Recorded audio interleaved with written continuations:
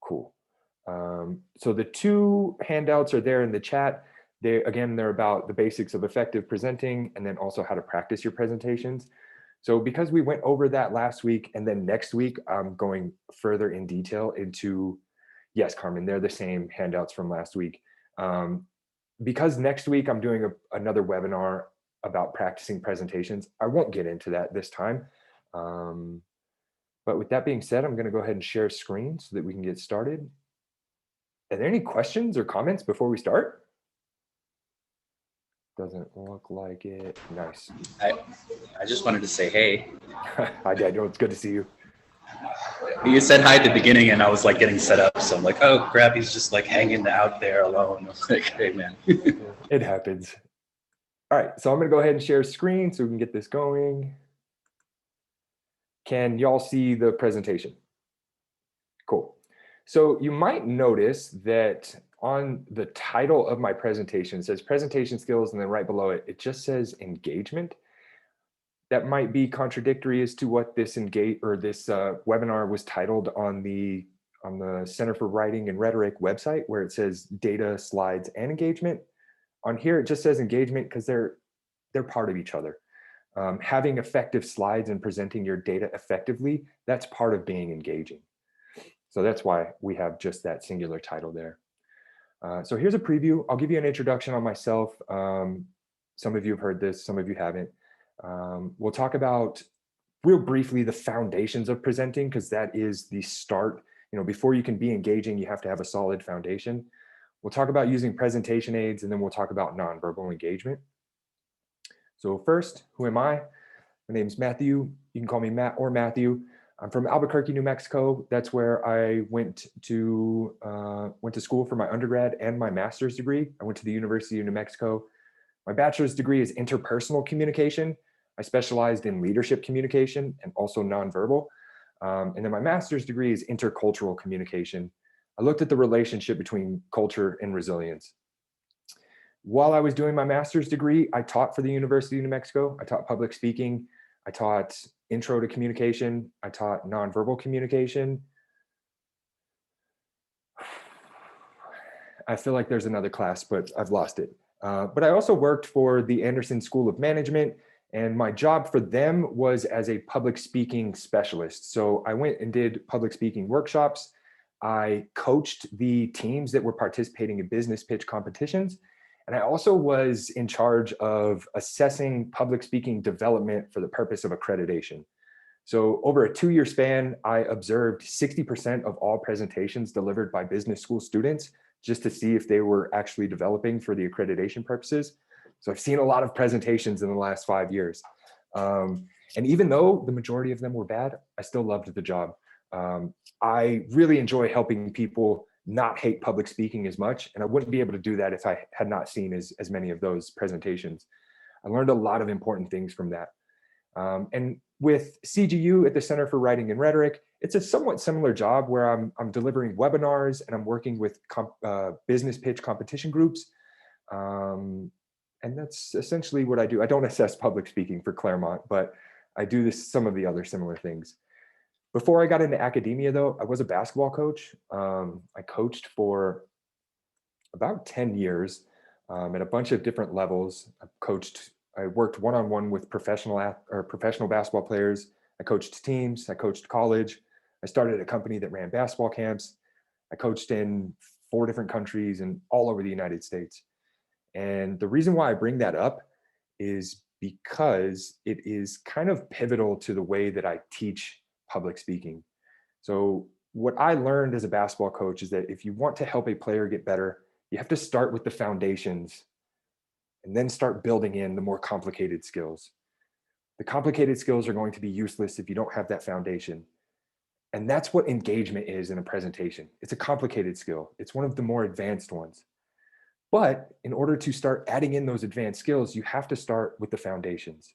So here are the basics of effective presentations. And we went over this last time, so I'll be very brief on this, but it's about being organized and knowledgeable. You have to do those 2 things first before you can be engaging. So what does it mean to be organized? Well, you've developed your presentation under this format of introduction, body, and conclusion. where in the introduction, you are answering the question of what is my topic? Today, my topic is public speaking. In the body, I'm answering the question of what are the details? The details are about engagement, are about nonverbal gestures, communication, and about using data and PowerPoints. And then in the conclusion, you answer the question of what is the point? And the point is, it's easy to layer these things in there once you understand, the components of engagement and how they work with the foundations of public speaking. And so that's what we'll go through. And then again, being knowledgeable, it's about knowing your topic, knowing your point. It's about knowing what your point is not, right? It can really hurt your engagement if you don't know exactly what your point is, and you have to know what it's not to know exactly what it is. So that's an important facet of it. But the other things to be knowledgeable about are the presentation context, who your audience is. That's huge, especially when you're developing your slides. And we'll kind of talk about that when we get to that point. But the timing and the setting, those are important as well, right? Imagine if you were preparing to deliver a live presentation and then you find out at the last minute that it's through Zoom, right? So you have to know your settings to be engaging, because if you're distracted from your own material, your audience is likely going to be distracted as well. And that's a form of disengagement. So knowing as much about your presentation as possible is really important to be able to start layering in those tools of engagement, which we'll get to. So again, just to summarize those basics of a presentation, you want to be organized and you want to be knowledgeable. And being organized is about answering those three questions. What are the topic? What are the details? And what is the point? And then being knowledgeable is about all those little parts that you need to know about your presentation, aside from just what the content is, right? You need to know what it's not. Who are you presenting to? How long do you have? Where are you presenting? What is the setting? What tools do you have available to you? Are you using Zoom, PowerPoint? Do you have a lectern? Do you have a microphone? Those kinds of things. But you also want to know the structure of the presentation as well, because a common tool of engagement is statistics or anecdotes and stories. And you want to know where in your presentation that you'll be using those, so it can help you reaffirm your point and create a more robust picture of exactly what you're talking about. So those are some of the things that you need to know about your presentation before you can start adding in the engaging factors. But those are the basics. So let's move on to that engagement part. So being engaging is about, there's two varieties of engagement. And it's about being dynamic in those two varieties. So the two varieties we have are linguistic, that's the verbal, that's the content itself. And then we've got the nonverbal. And your goal is to be dynamic across these factors, right? You want your audience to connect with the material, but you also want the audience to connect with the person. And it's easier to connect when we are kind of almost playing with their attention a little bit, right? We're directing them to focus on the content, but we want them to focus on the big picture. So we bring in a statistic or we bring in a story. We want them to listen to us as a speaker. So we put in pauses to give the audience a chance to think about things, right? So that's what this idea of being dynamic is across these varieties of engagement. So let's look at some verbal engagement devices. On the left, we've got the necessary tools, and on the right, we've got the fancier tools. So thinking about that example or the metaphor I gave you of basketball, right? You have to start with the absolute basic skills before you can start adding in the more advanced ones. So some of the basic skills of verbal engagement, aside from just knowing the topic, the details, and the point, we've got these tools that you've got to put in there to help your audience engage with those three things. Your preview helps your audience understand what they're going to be listening to, what they need to be paying attention to, and what the end result is going to be, right? I gave you all a preview of what we were going to talk about. That helps you understand what is going to be coming up next and how it connects to that bigger picture. Another key piece is the transition. And this is actually what I found to be missing from the majority of freshman and sophomore presentations, is that transition where they just flow from point to point to point to point to point. And then they get at the end of their presentation and they've barely breathed because they're just going through it as fast as they can. And there was no transition. And as an audience member, I found myself often distracted because I was trying to understand, where are we in the presentation? What are we talking about right now? What point is this, and how does this connect to that, to the bigger picture? And I had those confusions, that lack of clarity, because the presentations were missing transitions, right? It's this pivotal point where, as speakers, we are transitioning into that next point, but our audience needs to know that that transition is coming as well. We've done the work as presenters. So we know that that main point, that section is done and this new one is coming, but your audience needs to know that as well. It helps them organize the information in their brains. It helps them understand what's coming next. And it helps them understand how what is coming next is connected to what was just talking about, or what we were just talking about, right? So those transitions in between sections are, in my opinion, the most important necessary tool of engagement. You can you'll be okay if you don't preview presentations. You'll be somewhat okay if you don't have summaries. But if you're not transitioning, you're putting your audience in a position where they have to be always thinking about where they are in the presentation, and that becomes distracting. So you always want to have those clear transitions between sections of your presentation. Another key piece is reminders and internal summaries. Do not ever be afraid to be repetitive. The more repetitive we are, the more likely our audience is going to remember those key points, right? And so reminders and internal summaries are key. And the internal summaries are especially important in your longer presentations. And you'll see that I'll have some internal summaries as we're moving on to the next sections. My presentation's about 45 minutes. That's a lot of content for you all to retain. And if I don't provide those internal summaries, you can get lost in all of that content. And that is disengaging, because as soon as we're lost, we now have to find our way again. And that process of finding our way, we stop paying attention because we can't multitask, right? So put in those internal summaries so that your audience can follow along as well as you are as the presenter.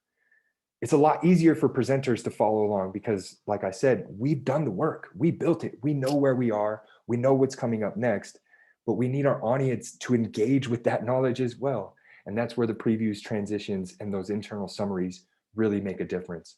So when you're building your presentation, you want to start with these 3 questions on the left. What is the topic? What are the details? What is the point? And then you start adding in your previews, transitions, your reminders, and your internal summaries. And then once you get to there, you can start adding in those more advanced tools of verbal engagement, the fancier ones. And some of those are the emotional appeals, interesting statistics, connecting anecdotes, some sort of story that is directly connected to your main point or your topic, clarifying examples, relatable metaphors, right? That idea of relatable, that's very subjective. And that goes back to this point of, you need to know about your audience. If you don't know who your audience is, you're not going to have, it's just going to be a lot harder for you to use a relatable metaphor. You don't know what is relatable to them, right? So I brought in basketball as an example, but it's always a little tricky for me to bring those in because not everybody plays basketball. So I have to be careful about relying on that as my relatable metaphor because it's not always relatable. So these are some of the things that you've got to think about that can help your audience engage with your material. But if it's not relatable, if it's not something that they understand, then that makes them disengage. If I use metaphors that you don't get, then you are now trying to figure out what that has to do with my topic, and you've disengaged, right? Another tool of verbal engagement would be popular culture examples, popular culture references. My research is about resilience and how resilience is developed. And one of my goals is to write a popular press book, not an academic journal article. I want to write a popular press book about how resilience is developed. And I want to use popular culture examples, but I don't know which ones. Like, do I talk about Star Wars? Well, if I do, if I relate resilience to Luke Skywalker, well, I'm leaving out a portion of people, a portion of readers that don't understand that reference. If I'm talking about Michael Jordan, I'm leaving out readers that don't understand that reference, right? So popular culture examples, they can be very useful, but just make sure that they're relevant and that they're relatable, that your audience will actually understand them. And then another really great tool of engagement is asking questions. And it can be a question where you're actually expecting them to answer, but it can also be a rhetorical question where you're just asking it for them to think. And for those of you that were here at the first webinar, I asked you a question at the beginning and I had you kind of answer in the chat, but in reality, it was more of a rhetorical question. I asked y'all, who gets nervous during a presentation or before a presentation? I don't need you to answer that because we all do. It's just, and that was my point, is that we all get nervous, right? But asking that question helps you kind of engage with the content, engage with the theme. I wanted you all to understand that we all get nervous. And so that's why I asked that somewhat rhetorical question. But you can also ask questions and genuinely expect the answer. Now, there's a key, I guess, rule for that. If you are expecting an answer from your audience, let them know. Audiences, they understand that their role is to listen. So they're not going to be eager to respond in a situation when they are expecting themselves to sit there quietly. So if you do want them to answer your question, just let them know. Because when you have those awkward moments where you're asking a question and you're waiting for an answer and your audience is sitting there, now they're thinking about how awkward it is that nobody's answering. And you're thinking about how awkward it is that nobody's answering. Everybody becomes disengaged, right? So just be explicit about those kinds of things. So again, when we're thinking about verbal engagement, it's about how are we helping our audience members engage with the material itself? What tools are we using to help them keep track of what you're talking about, keep track of your topic, keep track of your main point, right? How are we helping them retain that information? And there's some necessary tools for that: previews, transitions, and internal summaries, and then especially your concluding summary. That's the most important one. And then lastly, or not lastly, additionally, we've got those more complex or advanced tools of verbal engagement, which would be emotional appeals, interesting statistics, anecdotes, examples, metaphors, and questions.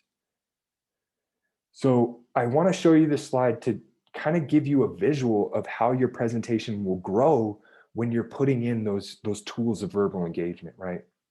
So you start with that foundational outline of what is the topic, what are the details, and what is the point. And once you become almost an expert in just that foundational outline, once you've gotten that hammered down into your head, then you can start adding in the other things, right? So in your introduction, you add in your attention grabber. That could be your emotional appeal or your shocking statistic. And then you give your introduction where you provide your preview, right? And then you transition into the body where you're talking about your main point and you pepper in a supporting anecdote or a supporting metaphor to help them grasp that main point. But then you have your transition so that they know what that point has to do with the next one. And then you give that, put in a statistic or you put in a story. But at this point, you've delivered two main points plus your introduction with an attention grabber. You've delivered a lot of information. So you provide that internal summary. So far in the presentation, we've talked about this, this, and this.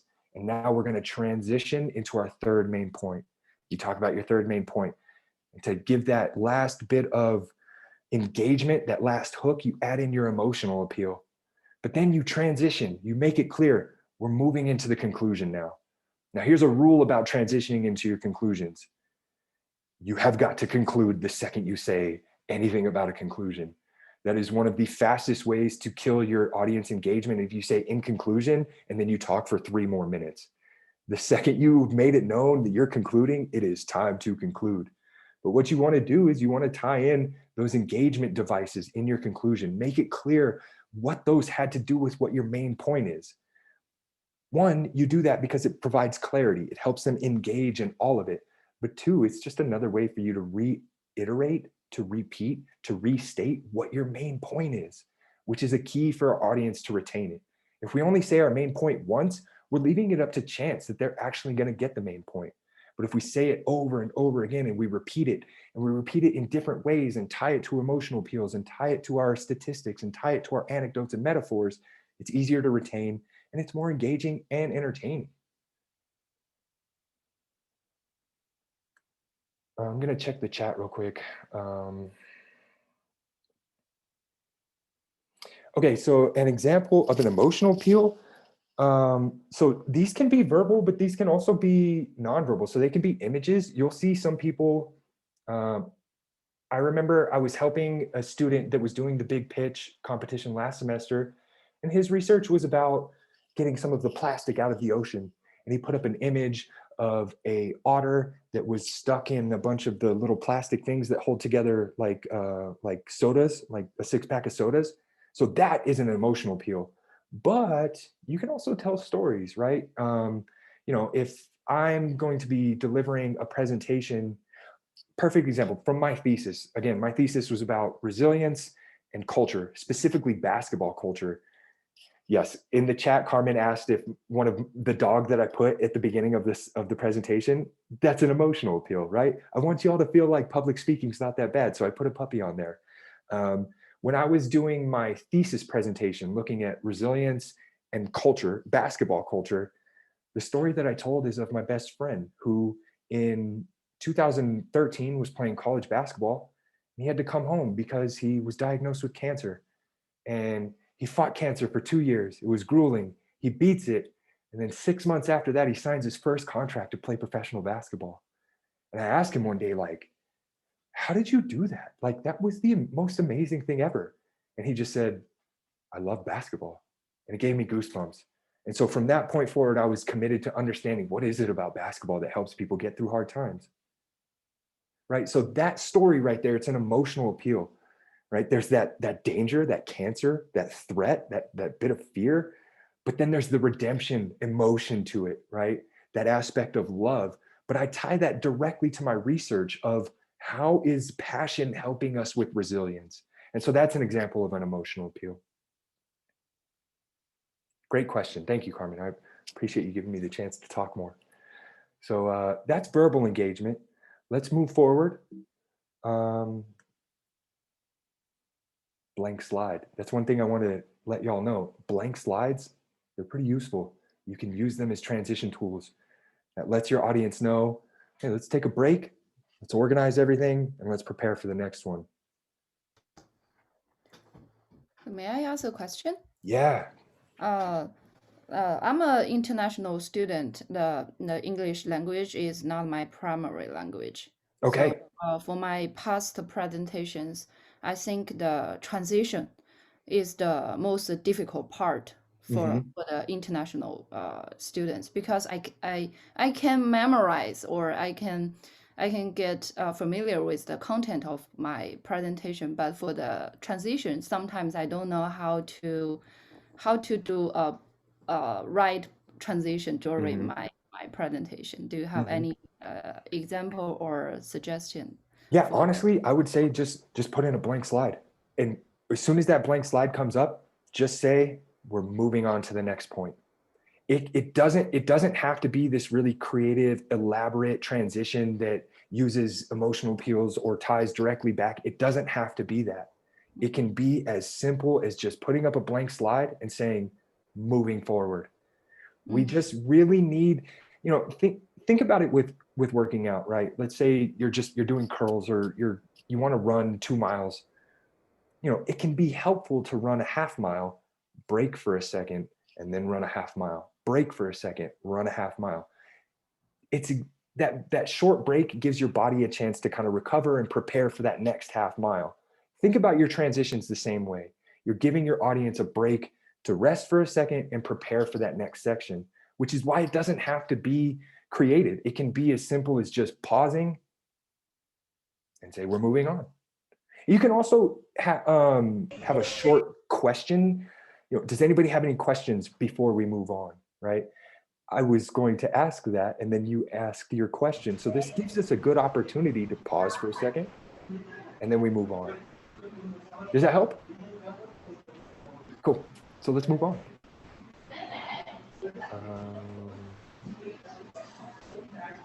Can somebody check their microphone? I can hear some feedback. I just want to make sure everybody's on mute. Right on. Thank you.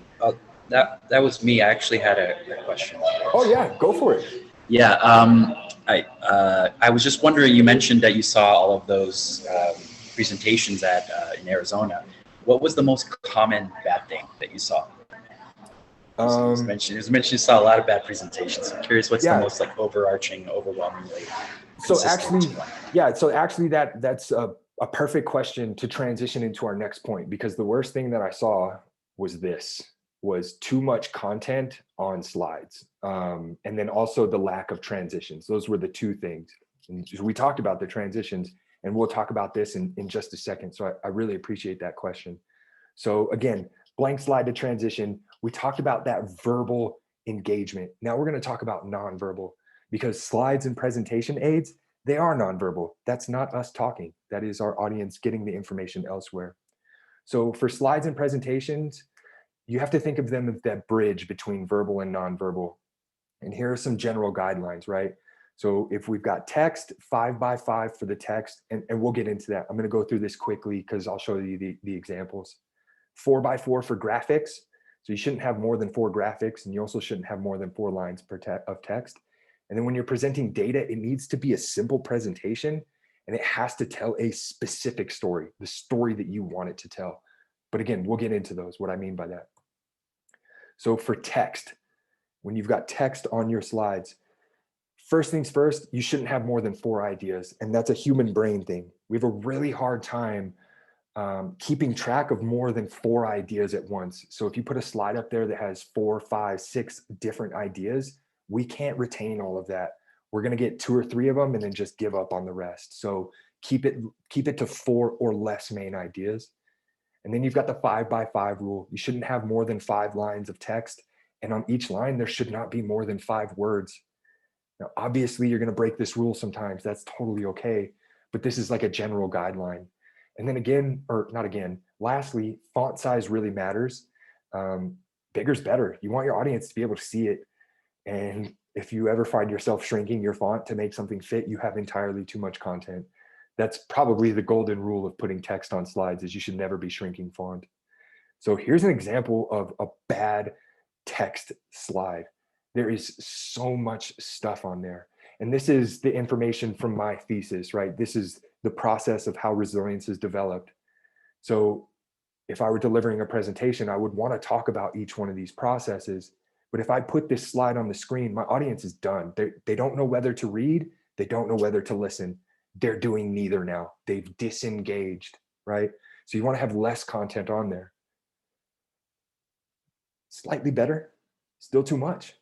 We see this, we tune out because we don't know whether to read or we don't know whether to listen. We're going to pick one or the other, which means we're missing some sort of information that the presenter feels is important, right? So it has to be even less. So ideally, we would want it to just be this. You've got to remember that your slides, they're not the vehicle of information. The information has to come from you. You are the presenter, not the slides. The slides are only a tool for your audience to understand what you're talking about. So when I give presentations about the communication processes of resilience, I put these up and then I explain what each one of them means rather than having the definitions typed out. Because I need my audience listening to me. I need them to engage in my information, not the information that's on the slide. So that's why you want to have as little information as possible. But even this kind of challenges that rule, right? Of like, don't have more than 4 ideas. I've got 5 processes there. So me knowing that, I would want to spend a lot of time on this slide, and I would have a lot of internal summaries and transitions in between those points because it's a lot of information. So knowing these kinds of things are really important for you to build an engaging presentation so that you don't just rush through important things. So now let's talk about graphics and images. First things first, you want to make sure they're high resolution. You don't want blurry ones, and you'll see that I've got some blurry ones on here. You want them to be simple, and then you also want to follow a 4x4 rule, right? So you don't want more than 4 graphics, and you don't want more than 4 lines of text per graphic. So let's look at some examples. So here's a bad one. You've got your 4 graphics, but within each graphic, there's more graphics, and each one has a different text, and there's so much going on, and you can't help but see the 2 color themes box in the middle. And now you're just trying to figure out what all of this is, and you've stopped listening. You've stopped taking in the actual information. You're just focused on trying to figure out what it is.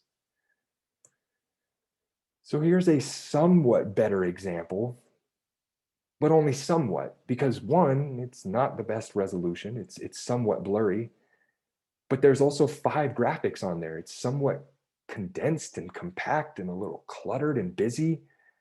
The font on each of those graphics is really small. It's blurry, it's faint, it's hard to see. I can't engage with this information, so I'm going to disengage from the presentation altogether. There's a better one.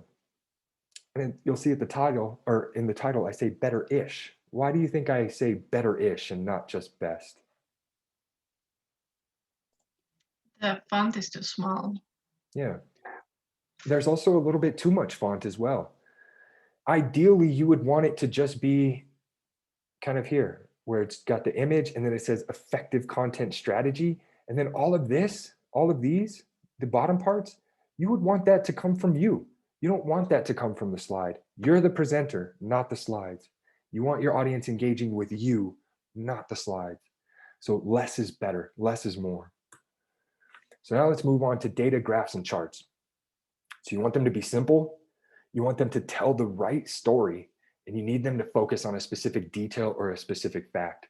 So following that same format of the last two, we'll start with a bad one. Ooh, this is a headache just waiting to strike. There are so many different bars. There's so many different categories. There's lines, there's colors, there's titles. There's just way too much. Again, this is one of those examples where if an audience sees this, they tune out. You expect me to figure out what this graph means? Well, no, not really. You kind of expect me to listen to you as a speaker and then I can figure it out. That's too much work. Make it easier for your audience and start simplifying it. Better, but still not great. Anybody have any ideas as to why this one is still not great?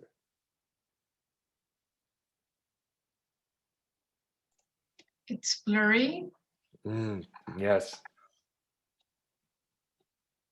So one of my issues with it is it's still kind of busy. There's still a lot of things happening down here at the bottom. There's a lot of numbers here on the left. There's more numbers here on the right. And there's two different kinds of bars. And then lastly, the title doesn't tell me what story this is. I don't know what rejects of what, right? So not only is it blurry, not only is it busy, but it doesn't tell a specific story. So it's less complicated. So it is better than the previous one, but we can make it better still. Again, better-ish. And it's that idea of resolution, blurry. If you ever have a blurry graph, bad news. But this one is better because the title tells a little bit more story. It's the clicks versus marketing channel. So you know over here you've got clicks. This is how many clicks. And you know down here it's marketing channel. But it's also organized in a way that tells the story. You know which one is best because it's the first one. Whereas here, it's all over the place. You've got a lower ones down on the left. You've got higher ones in the middle. What story is that telling? This one tells the story where you've got the best one first and then it goes downward. Same here. That really helps us. But another thing that we could do is we could take off some of the numbers. We don't have to have all of that there. A lot of the information you've got to remember is going to come from you. But the other thing that you always have to keep in mind when you're building your graphs, your charts, your data presentations is your audience. Remember that idea of being knowledgeable as a foundational piece of being engaging? Know your audience. Know what kind of data presentations they expect, right? If you are presenting to data specialists, they're going to have different expectations of what kind of data you're presenting and how you present it versus someone who specializes in qualitative interviews or qualitative research, right? So knowing your audience really helps you create the right kind of engaging data presentations. But at the bare minimum, they need to be simple. They need to be telling only one specific story. And in this one, the specific story is paid searches gets you the most clicks. Your audience needs to be able to see what your point is immediately. And if they can't, now they have to start thinking about it to figure it out, which means they've disengaged from the presentation and they've disengaged from you as a presenter. So keep it simple and make sure it tells the exact story that you want it to tell. Oh, this is just the worst slide I've ever seen. And if y'all were at the last presentation, I talked about it. It's got all of the problems. It's got confusing graphs. It's got multiple graphics. It's got tiny font. It's got multiple ideas. It's just all over the place. So keep this in your mind as what you should never, ever in a million years do. But I do like the title of it. So again, Blank slides, excellent tool for transitions. We have talked about verbal engagement. We've talked about the best ways to present our slides, our data. We've talked about how to use that for engagement. And now we'll move on to the nonverbal aspect. Oh, Zoom, I forgot about Zoom. Zoom is a great way for engagement, right? I actually had been a little annoyed lately about how often people are talking about how Zoom just isn't the same as being in a classroom and we can't engage with each other. I disagree, right? Yes, we're not in a physical environment, but there are still ways that we can use Zoom to give engaging presentations, right? There's polls. You can ask a poll and have them answer. You get data feedback on that right away. Breakout rooms. Now, be kind of cautious about breakout rooms. You don't want to surprise people with those. I thought about doing a breakout room in this, but I didn't make it clear that we were going to be doing things like that in the advertisement of the webinar, right? Because it's not fun when you think you're just going to go listen and then like, hey, actually you have to do things. So if you're going to use breakout rooms, make sure that's explicit early. There's the raise hand function, right? There's the chat function. So there's easy ways that we can engage with our audience through Zoom. We can share screens. You can leave your share screen. You can be in your presentation mode the whole time and then come out of it so that you as a speaker are bigger to make a key point. That's an effective tool to really emphasize your key point, to stop sharing screen. And now you've dominated that whole screen, right? But you could do informal polls where you're just like, type something into the chat or raise your hand if yes, leave your hand down if no, things like that. And then another way is through sharing files. That helps your audience connect with the information a little bit more. And if they have that file that they can return to later on, that continues the engagement going. They see the information in front of them and they remember what you talked about. They remember the presentation. That's like post-presentation engagement. I think it's excellent. So the key thing about being engaging through Zoom is don't focus on what Zoom isn't and really focus on what you can do with Zoom. And I promise you can deliver engaging presentations with it. Okay, so it's 1:40. I'm gonna move a little bit faster. We really just talked about this.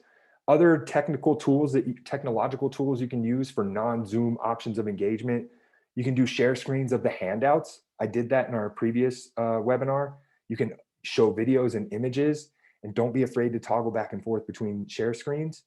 Now, the key thing is anytime you're gonna use a video, practice using it. Make sure, like if it's a 30-minute video and your section is only 1 minute and it starts at the 17:42, make sure you have that ready to go so that you don't have to find it.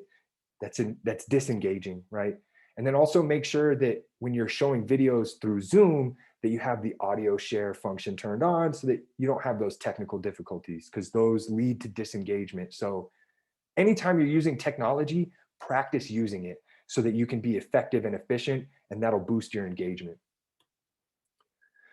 So now let's get into nonverbal gestures. So like I said, I taught and I've studied nonverbal communication and I taught it. Categories of nonverbal behavior, we call these nonverbal codes, and nonverbal codes have a interesting impact on the people that we're communicating with. So there's two types of nonverbal behaviors. There's nonverbal immediacy, and then there's basically just the opposite of that. Nonverbal immediacy, these are gestures that reduce psychological distance. It makes us feel closer. That brings our trust up, which brings our engagement up. But then there's nonverbal behaviors that create psychological distance, right? Things like this, things like not having eye contact when we're speaking to people, looking down at our phone. Those are disengagement behaviors, nonverbal behaviors, right? So think about these in that manner. Nonverbal gestures can boost engagement by closing that psychological distance between you and your audience. And here are the codes, the gestures, the types, and how we can use them. So, oh yeah, quick disclaimer, and I talked about this last time, nonverbal gestures do not work like a dictionary. You can't say that this person did that and it absolutely means this. Nonverbal communication is highly cultural and it is highly contextual. So the way we interpret nonverbal gestures is dependent upon our culture, but it is also dependent upon the situation. So keep that in mind as you are thinking about which gestures to add into your presentation to boost engagement. So first, facial expressions, right? The thing with all of these gestures is you just want to be dynamic, you want to be fluid, and you want to be yourself. So avoid rigid and maintained expressions, whether it's a frown or a smile or the neutral face. You don't want to have the same face for the entire presentation. Let those muscles move, right? But you do want to smile. Smiling is very important. It reduces psychological distance. It increases trust and engagement, right? So having a slight smile is really important. But that doesn't mean you smile the whole time. It doesn't mean you lock in with your cheeks all the way up. It's not about that. It's just that here and there, have a nice smile, right? It helps your audience know that you're excited about this information.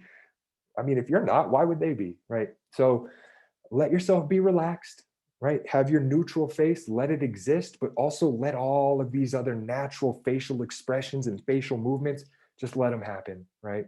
Don't worry about the weird things that we do with our faces. Like I'm always worried about my eyebrows going up and down because they do that, but nobody cares, right? So just let the normal things happen. And that helps you be more engaging and seem less robotic. As listeners, we engage with human presenters more than we do with automated ones like Alexa or Siri, right? So we want to be human. Eye contact. This is a good example of a nonverbal gesture that is highly cultural, right? We know that in Western culture, eye contact is a sign of respect and a sign that we're listening. That's not true everywhere, right? So think about your audience. And if you see somebody not making eye contact, it doesn't necessarily mean that they're not listening, right? So just kind of be understanding of those things and it can help you. Now, when you are as a speaker, you want to have varied eye contact, right? With Zoom, you don't want to stare into the camera the entire time. It's okay to look around. If you're presenting live, you want to make sure you address both sides of the room. We naturally will look more to our dominant side. I'm right-handed, I'll look more to my right. So I want to make sure that I'm purposely addressing my left. Things like that. And one of the worst things that we could ever do is when we have in a live setting and we've got the PowerPoint up on the screen behind us, and we turn to and start reading it, you personally have physically disengaged from your audience by looking away from them. So while you do want to have your eyes active, making eye contact with your whole audience, you don't really want to take eye contact away from the audience in general because that's disengaging. When you are doing Zoom, make sure you do have the nice balance of looking directly into the camera, but also looking at the screen. Just again, it's all about balance and not doing too much or too little. Avoid looking down. This is why we tell people not to have scripts when they're giving presentation, because there's the tendency to read. That's disengaging. Body movement. Worst thing you can do is just close yourself off. Deliver a whole presentation with your arms folded or your arms in your pocket or your hands in fists. I've seen that. You also don't want to just stand there completely still. You want to move, which is why you'll often hear advice from speakers, move across the stage. It's the same for giving Zoom, right? If you're sitting in a swivel chair, it's okay to swivel. It's part of being human. Obviously, you don't want to be rolling all over the place and doing circles. Again, it's about that balance. So let your body move. We're human beings. That's what it was built to do, and that's what we expect it to do. So when an audience member is watching a presenter and they are not doing human things, we get distracted because we're not expecting a person to stand there rigidly for 10 straight minutes. We expect them to move a little bit. So don't violate those norms and those expectations and let your body move. It will help you be more engaging. Hand gestures, same thing. Just be balanced. Don't do too many of them. I am probably on the too many side of things, but I mean, it's part of it. It also is cultural. I think one of the I actually don't know if it's true for Italians, but one of the stereotypes of Italians is that they use their hands a lot when they speak. It's a cultural thing, but it's also a human thing. So again, just let them flow, but you can also use them strategically. You can list out your points, 1, 2, 3. You can do something like that to make to accentuate a point. But one of the worst things you can do, and I talked about this last time, is have something in your hand and fidget with it. I really love click pens, and I've delivered entire presentations doing this because I just didn't realize, right? So your hands are tools for engagement. You can use them to emphasize points. You can use them to show rudimentary distances. You can use them to show excitement, but they can become distracting. So you have to find that right balance. And then next we've got volume, tone, and tempo. This is one of the ones that I have to really focus on myself because like I told y'all, my first career was as a basketball coach. So I learned how to speak in public by yelling at kids. So I have to actively change those habits and be quieter and be a little slower, right? But that's okay. Don't worry too much about your speed as long as it's being varied. It's okay to be slow in some parts. It's okay to be fast in some parts, right? Especially the fast. We listen faster than we speak. So on average, we can say about 120 words per minute, but on average, we can listen to about 400. So if you're somebody that speaks quickly, don't worry about that kind of hindering your audience's ability to pay attention. It actually kind of helps them. Now, if you speak quickly the entire time, that becomes distracting. That'll be something that your audience will notice, right? So you want to just make sure you have that right balance. And then lastly, we've got fillers and paralinguistics. So filler terms, words like, very, pretty, or really. You hear those ones a lot. So somebody will be talking about their research, and we had this very interesting idea to do this really fascinating research project that was pretty hard to do. And we had really a lot of fun, but it was very challenging, right? So these qualifiers, these adjectives, they can be overwhelming and it can detract from our overall message. So you want to pay attention to those kinds of things. Same with the words like basically and essentially. And then paralinguistics, these are the non-word sounds that we use to fill in those space. There are also filler terms, the uhs, the ums, and the ers. These are normal. You want to reduce them, but don't worry about taking them out altogether. It's not productive because they're normal. So if you're focused on delivering a presentation that is completely free of filler terms and sounds, that's not really going to change your engagement levels. But if you have too many of them, that will. So it's really just about reducing them, but not getting them to zero. It's totally okay to have these terms and these sounds. Now, I've been talking about, pay attention to make sure you're not doing too much of this, not doing too much of that. You might be asking how, like, how do I pay attention to those things? And you'll see it down there at the bottom. Record yourself. This is why people tell you to record yourself to practice your presentations, so that you can pay attention to these things, so that you can see what your face is doing. You can see your eye contact.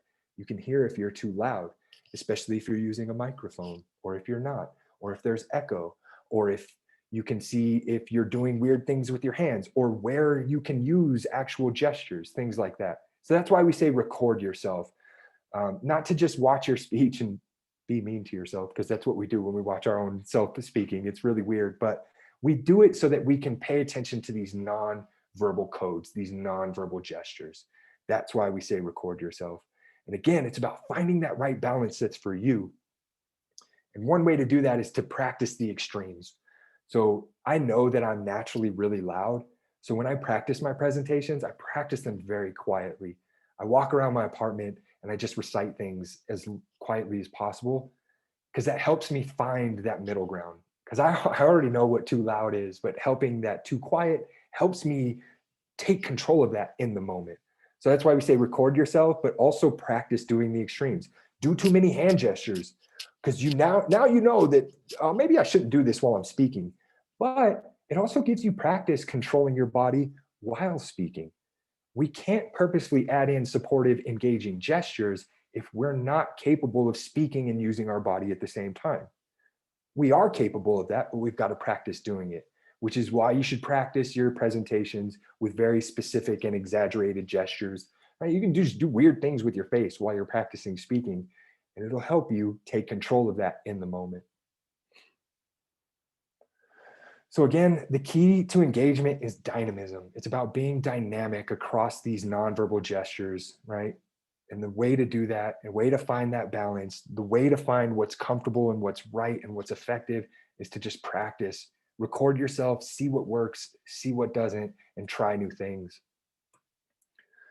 So to summarize, we talked about engagement. We talked about the two categories of engagement. We've got verbal and we've got nonverbal. So our verbal engagement starts with that basic, that foundation of being organized and knowledgeable, but then we start balancing it out by adding in those other tools of verbal engagement, previews, transitions, and summaries. But then we've got the more advanced engagement tools of metaphors, anecdotes, statistics, emotional appeals, popular culture examples, and questions, whether they're rhetorical or not. And then we've got nonverbal engagement. We've got PowerPoint slides. Less is more, but be specific about what story you're telling.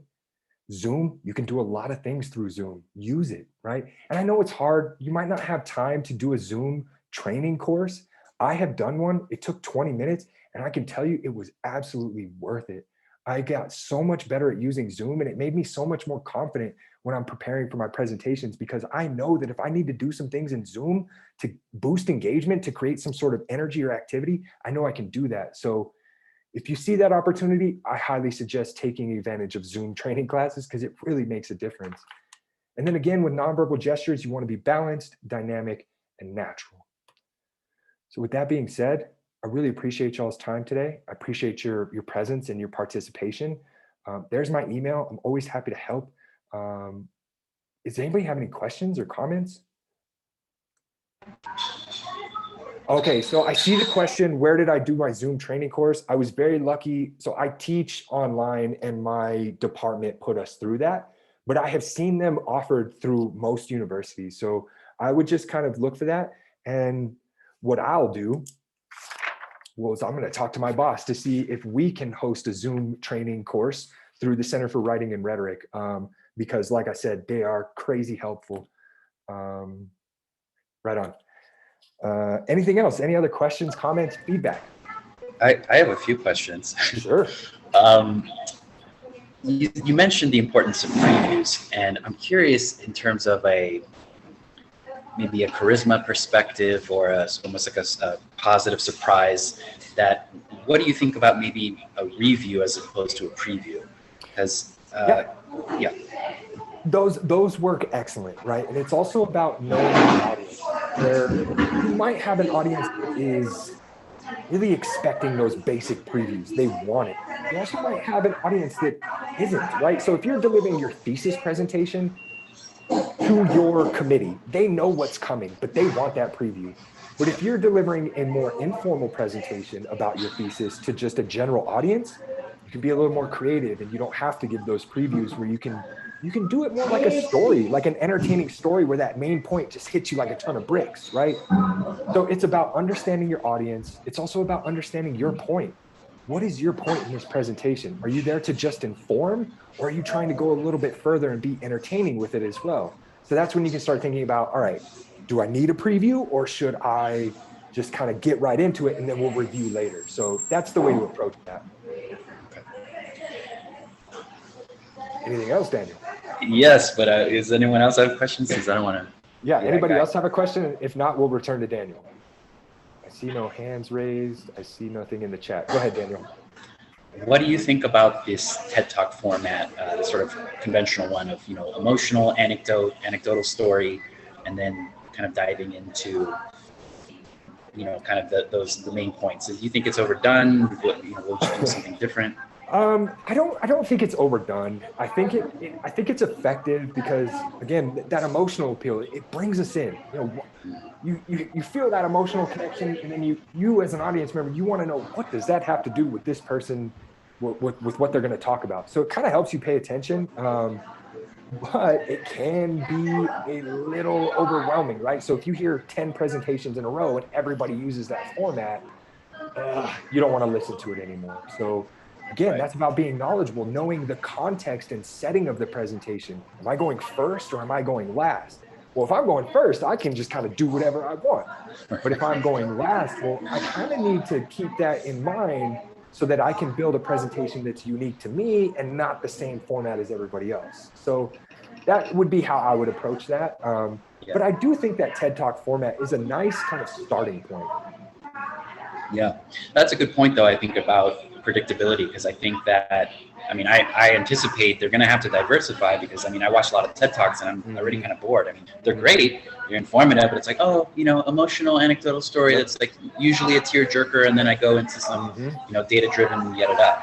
So good point. Last question is, do you have to rely, or the tools, tips that you have, but do you have to rely on sort of memorizing your slide deck order, I've actually, you know this, Matthew, because we work together, but I've never done a PowerPoint. So Yeah. is that something where you have to just memorize? Because, you know, like it happened today where you were like, oh, yeah, I forgot. You know, the slide came up and you're like, oh, right, that's next. So is that, you know, because you can have a long presentation or maybe you just, you know, whatever. It's funny because it happened to me last time as well. I hit that point, was like, oh, I forgot about this slide. If you have a long presentation, don't worry about memorizing the order. But if you have a short one, I do. If I have a short one, I absolutely do. But with the longer ones, I memorize the order of the categories, right? So the first like 6 slides are the introduction. And then the next 8 are about verbal engagement. And then I've got 3 about, or I've got like 9 about presentations and PowerPoints. And then I've got 6 about, so that helps me. It's about me keeping it mentally organized, but it's absolutely not necessary. Yeah, because I think it's just, I mean, it's not like a huge screw up, you know, but it's like when you've just been talking about something and then it's like, oh, actually I forgot to just click to the slide, or I completely forgot this point. Yeah. It almost sort of like unnecessarily makes the speaker look bad because obviously they know what they're doing. Yeah. So I was just curious. So, yeah. Thanks. So the way that I like to approach it is my last like round of preparation before a presentation is I just go through and I look at each slide and I take notes of what this slide is about. And it'll be one sentence. This slide's my introduction. This slide is my transition into the preview. This slide's the preview. So that doing that process helps me keep it mentally organized, but it also gives me practice in using my slides so that if I do get messed up, I know, okay, so I had that moment where I got ahead of myself. I knew that the slide that was on screen was too far ahead of where I wanted to be because I went through that process. So I knew I just had to go back a little bit. But had I not gone through that process, when I saw that I was on the wrong slide, I would have had to figure out, oh, do I go back? Do I go forward? What do I do? And then it just downward spirals into an anxiety panic attack, and then it's all over. But going through that process of just understanding the order helped me know that, okay, I need to just go back a little bit. So that's how I approach that. Great, thank you. Right on. We're at 12:59. Are there any other questions before we wrap this up? Nice and simple. Well, I really appreciate y'all's time today. Next week, same day, same time, I'm doing another presentation. It'll be a little bit shorter, but it is just concrete tips on how to practice. I appreciate it. Everybody have a wonderful day, and I'll see you around.